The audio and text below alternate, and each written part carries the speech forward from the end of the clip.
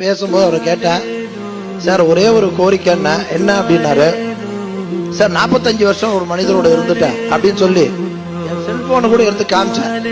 அவர் முன்னாடியே Rajini sir photo தான் வச்சிருந்தேன். வருஷத்துக்கு ஒரு நாள் டிசம்பர் 12 உங்க பிறந்த நாள் அன்னைக்கு, அவரோட பிறந்த நாள் அன்னைக்கு நான் கோயிலுக்கு போயிட்டு நல திட்ட உதவிகள் பண்ணிட்டு பேப்பர் ஆடு கொடுக்கறது என் வழக்கம், அதை நான் செய்யலாமா அப்படின்னு கேட்டேன். என்ன சார் இப்படி சொல்றீங்க? நானும் அவரும் ரசிகருங்க, நான் எனக்கும் தலைவர், அவரு எனக்கும் தலைவர். இது அதனால அதெல்லாம் இங்கெல்லாம் கிடையாது சொல்லி நீ ஸ்கிரீன்ல கூட அதே வச்சுக்கோங்கன்னு சொல்லி அப்படி சொன்ன அடுத்த நிமிஷம் இப்படியாப்பட்ட லீடர், பொறாமை இல்லாம எதிர்ப்பு இல்லாம யாரும் எதிர்க்காம அப்படி இருந்த ஒரு லீடர் தான் நம்மளுக்கு வேணும்ன்றனால துண்டை எடுத்து கையில கொடுத்து எனக்கு போடுங்க சார், உங்க கையால போடுங்க லீடர்னு சொல்லி தலையில போட்டுக்கிட்டு கட்சியில சேர்ந்தவன் நானு.